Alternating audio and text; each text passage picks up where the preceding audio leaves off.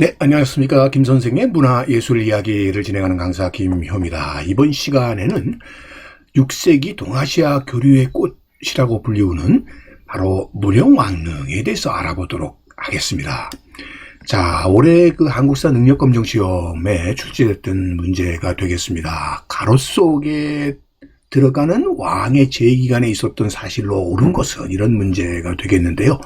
바로 이 가로 속 의 주인공은 바로 이 무덤이 발굴되면서 주목을 받게 된 분이 되겠는데, 올해가 바로 50주년 기념이 되는 해라고 하는 것을 통해서 바로 이 발굴이 이루어진 해가 1971년이라는 사실을 알 수가 있겠고요. 또 하나 주목할 만한 부분은 바로 이 시기에 조성이 되어 있는 분모의 형태가 바로 이렇게 벽돌을 쌓은 전축분이라고 하는 부분이 되겠고요. 세 번째는 연대가 확실한 유일한 백제 왕릉이라는 점입니다. 그것은 바로 그의 무덤 속에서 지석이라고 하는 것이 나옴으로써 이것을 확인할 수 있었던 것이죠.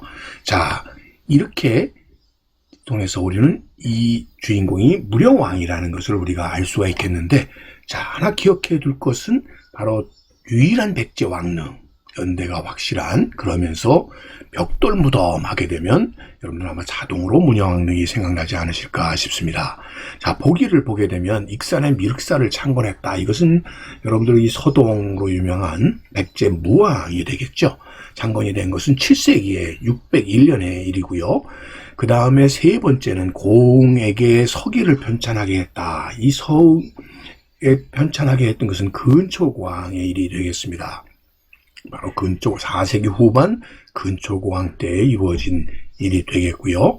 현재 전하고 있지는 않습니다만, 네 번째의 마라난타를 통해서 불교가 수용되게 된 것은 침류왕 때가 되겠죠. 동진에로부터 바로 수용하게 되었던 것이 384년이 되겠습니다. 다섯 번째로 사비로 천도하고, 사비가 지금의 부여가 되겠죠. 행정조직을 재정비한 왕은 성왕이 되겠습니다. 바로 538년의 일이 되겠는데요. 흔히들 이렇게 한국사 문제들을 보게 되면 이렇게 암기 중심으로만 이렇게 풀어야 되는 것으로 생각하고, 이렇게 연대들을 쭉 외우는 미륵사 하게 되면은 601년 이런 식으로 우리가 공부해 왔던 것이 이제까지의 한국사 시험에 대비한 공부 방식이 아니었는가 싶은데요. 보라 이것을 좀 이해 중심으로 전환해 볼 필요가 있지 않을까 하는 제안으로 오늘 문형왕릉에 대한 얘기를, 이런 능력검정 시험을 예로 들어서 설명해 보도록 하겠습니다. 두 번째, 또 이 문형왕에 대해서는 출제될 수밖에 없는 게 대단히 이렇게 중요한 요소들을 갖고 있기 때문이 되겠는데요. 자, 이것의 경우도 가왕에 대한 설명으로 옳은 것은, 그러면서 지석이 나왔다는 거죠. 묘지석이 나왔다. 사마왕이라고 하는 명칭이 붙여졌다라고 하는 점, 이것 또한 피장자가 밝혀낸 최초의 사례다. 이걸 통해서도 무령왕이라는 것을 우리가 확실히 알 수가 있겠습니다.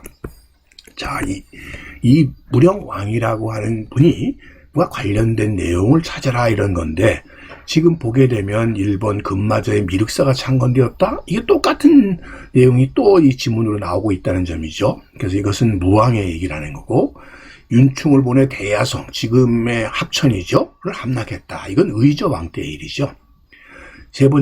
네 번째, 고흥으로 하여금 서기를 편찬하게 했다. 이거 똑같은 얘기가 또 나오고 있는 거죠. 한마디로 이 시험 자체는 반복적으로 이루어지고 있기 때문에 기출문제를 중심으로 해서 정리하는 것이 대단히 중요한 대비법이라고 하는 것을 여기서 확인할 수가 있겠습니다. 자, 이건 침류왕 때의 일이 되겠고요. 다섯 번째, 동진에서 온 마라난타. 이것은 그러면 침류왕 때라는 걸 설명을 좀 전에 드렸었죠. 자, 고흥으로 하여금 서기를 편찬하게 했던 근초고왕. 그러다 보니까 정답은 이 3번이 되겠는데요. 이 22기의 담노의 왕족을 파견함으로써, 즉 지방을 직접 통제할 수 있게 되었으로써 왕권이 강화됐다라고 하는 얘기로서 늘 다루어지는 부분이 되겠습니다. 자, 이 문형왕의 무덤이 자, 이렇게 원형 그대로 완벽하게 발굴될 수 있었던 것이 정말 정말 어떤 의미에서 역사에서 우리에게 준 큰 선물이라고 얘기할 수 있는데, 이 백제뿐만 아니라 삼국시대의 왕의 무덤이 이렇게 쉽게 도굴될 수밖에 없었던, 오늘날까지 원형이 잘 남을 수 없었던 이유가 이 사진에서 설명이 되고 있습니다. 즉 산들이 민둥산이 돼버리다 보니까 이렇게 석실 형태의 건, 이 무덤의 구조들이 자연적으로 산사태가 이루어지면서 이렇게 표출되기 시작했다는 점이죠. 그런 것들 때문에 후대에 마음만 먹으면 이렇게 쉽게 도굴할 수밖에 없는, 할 수 있는 구조로 되어 있었다는 것이죠. 이거에 비해서 신라의 왕릉은 이런 구조가 아니라 적성 목각본의 구조로 되어 있었기 때문에 이것이 쉽지 않았다라는 것으로 비교가 된다, 이렇게 보시면 되겠습니다. 자, 공주시가 새로 만든 표준 영정이 되겠습니다. 문영왕에 대한 이런 표준 영정이 되겠고요. 백제 25대 왕에는 백제 축제 때 이렇게 발표가 되었던 이 문영왕은 말 그대로 이 무덤이 발견이 됨으로써 주목을 특히 받게 되었다고 할 수 있겠습니다. 특히 이 시기에 쏟아져 나온 문영왕릉 내에서 나온 부장품들이 무려 108종에 4,600여 점에 달하는 유물이 나옴으로써 당시에 이 유물을 통해서 국제적인 교류를 밝혀주는 계기가 되었다는 거죠. 첫 번째로 들을 수 있는 것이 바로 이 벽돌 무덤이라고 하는 것인데, 특별히 이거는 중국의 남조의 양나라에서 주로 만들어졌고, 실제로 그래서 양나라의 기술자들이 동참하지 않았겠느냐 하는 추정을 하게 하는 계기가 되었고요. 이 지금 시신을 담은 관은 금속으로 되어 있는데 이건 일본 특산의 나무죠. 그런 의미에서 이것 자체가 일본에서 제작돼서 왔을 것이다. 그것은 바로 백제가 일본과의 교류가 활발했음을 알 수가 있는 것이고요. 또 이 지석을 지켰던, 이 무덤을 지켰던 지인묘수라든지 도자기 등을 통해서 중국의 남조와의 교류를 확인해 볼 수가 있고, 또 유리구슬 에서 사용됐던 납이 태국에서 생산됐다든지, 왕비의 관장 장식에 꽃무늬가 인도의 그 산치탑 난간무늬와 유사하다라는 점 등을 통해서 결국 외래 문화가 활발하게 유입되어서 결국 백제의 문화화되는 모습의 대표적인 예가 문영왕이라고 볼 수가 있겠습니다. 그러나 이 문영왕릉의 발굴 자체가 우리나라의 고고학계에서 가장 최악의 발굴이라고 얘기할 수 있는, 평가받고 있는데요. 그 이유는 이렇게 어마한 유적을 하룻밤 사이에 발굴했다는 점이죠. 그렇게 된 이유를 잘 보여주는 사진이 바로 이 사진이 아닌가 싶습니다. 당시에 이 발굴 현장에 무수한 기자들이 몰려가지고 결국 이렇게 혼잡스러운 가운데 결국 그들의 취재 열기에 밀려가지고 결국 넋이 빠졌을 정도로 너무나 순식간에 발굴을 해내다 보니까 이것 자체가 졸속 발굴이 될 수밖에 없었고, 제대로 된 발굴 보고서도 나오지 못하는 그런 예가 됐다는 것이죠. 그렇게 됐던 이유 중에 하나가 당시의 박정희 대통령의 지시사항을 담고 있는 신라 고도의 개발과 관련된 지시사항의 오른쪽의 내용인데요. 신라 고도는 웅대 하다로부터 출발해서 이러한 내용들을 어떻게 하다 살릴 수 있도록 재개발해라, 이런 내용을 담고 있습니다. 즉 이렇게 국가 차원에서 국가주의를 앞세워서 발굴이 이루어졌다는 것이죠. 그리고 이것이 결국 대중매체에 실시간으로 보도되는 데 경쟁이 붙게 되면서 결국 그 당시에 참여한 고고학자들도 이런 여론에 밀려 제대로 된 발굴을 하지 못했다고 볼 수가 있겠습니다. 그러다 보니까 지금은 그 당시의 모습들이 많이 훼손이 되어서 이렇게 모형으로 복원된 것으로 지금 이렇게 볼 수밖에 없는 상황이 됐다라고 보시면 되겠습니다. 주목할 만한 부분이 바로 그 연도 부분에 있었던 이 진묘수와 묘지석과 이 동전이 되지 않을까 싶습니다. 바로 이것이 묘지석인데, 이 묘지석에 쓰여져 있는 내용을 통해서 무령왕이라는 사실을 우리가 알 수 있게 된 거죠. 영동 대장궁 백제 삼화왕 523년에 그래서 525년에 묘를 사용했다라고 하는 것과 그 뒷면에는 좌향이 표시되어 있는 것을 알 수가 있습니다. 자, 이것을 통해서 문영왕과 외화의 관계를 우리가 추적해 볼 수 있는데, 이분은 바로 일본의 섬에서 태어났기 때문에 섬왕자라고 불렸다는 거죠. 일본서기에. 자, 여기서 이 사마라고 하는 말은 일본어 시마의 음차가 된 것으로 일본의 섬에서 태어난 사람이다. 또 목관이 말씀드렸던 것처럼 일본산 금송으로 되어 있다든지, 또 뭐 금동 신발이나 인두나 뭐 이런 것들을 통해서 굉장히 외와 긴밀한 관계가 있었다고 볼 수 있겠는데, 이 문영왕의 탄생지라고 하는 것이 지금 큐슈 남단의 사스가 이 사가현의 가라스시 근처에 있는 가가라시마라고 하는 곳이 되겠는데요.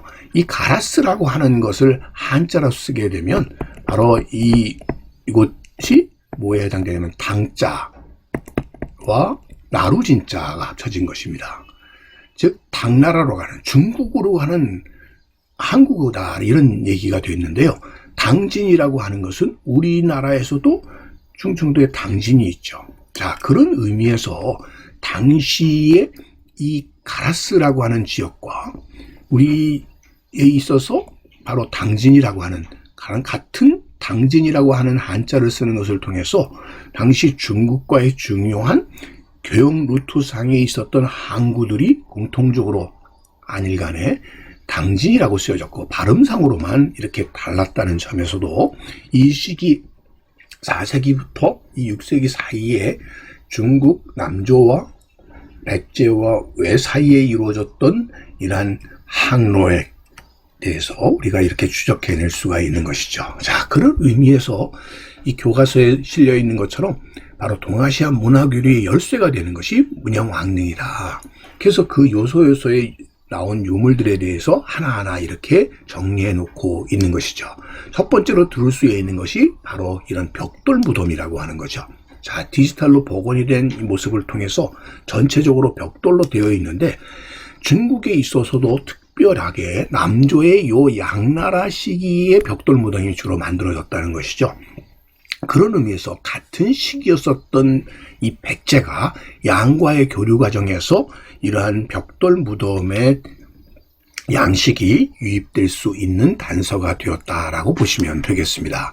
자, 이런 형태로 만들어진 하나의 벽돌로 쌓은 방해 구조 속에 이 시신이 안치가 되었다는 걸 알 수가 있겠고요. 여기서 나온 금동 신발의 경우가 이 후나야마 일본 고분에서 나온 것과 일치한다고 하는 점에서도 이것도 하나의 교류의 예로, 또 진묘수와 지석이 여기 나오고 있는데, 이 진묘수라고 하는 것 자체가 지키고 있는 곳에 쌓여있는 바로 이 동전이 바로 이 오수전이 되겠습니다. 중국 역사에서 가장 오랜 기간 유통되었었던 중국의 전환시대에 만들어졌던 이 오수전이 이 남조의 양나라에서도 발행이 되었고요. 이곳에서 나온 이 오수전은 양나라 무제 때 주조된 철전으로 이렇게 알려지고 있어서 이것만 보더라도 양나라의 교류를 증명해 준다고 볼 수가 있겠습니다. 자, 이 진묘수는 중에 석수로서 이 무덤을 지키는 예가 되겠는데요. 이런 예들이 중국에서도 일본에서도 나오고 있다는 것, 중국에서도 나오고 있다는 걸 통해서, 자, 이것 또한 교류의 중요한 예라고 볼 수가 있겠고요. 문영왕릉에서 나온 은잔과 동제 받침의 예들은 뭐 일본에서도 그대로 나타나고 있다는 것을 통해서 이 한중일 간의 이런 중요한 문화교류의 예로서 설명될 수 있겠습니다. 자, 초두라고 하는 이 물을 끓이는 용도로 사용되었던 이런 것들을 통해서도 중국으로부터 전래된 물품으로서 교류의 예를 확인해 볼 수가 있겠습니다.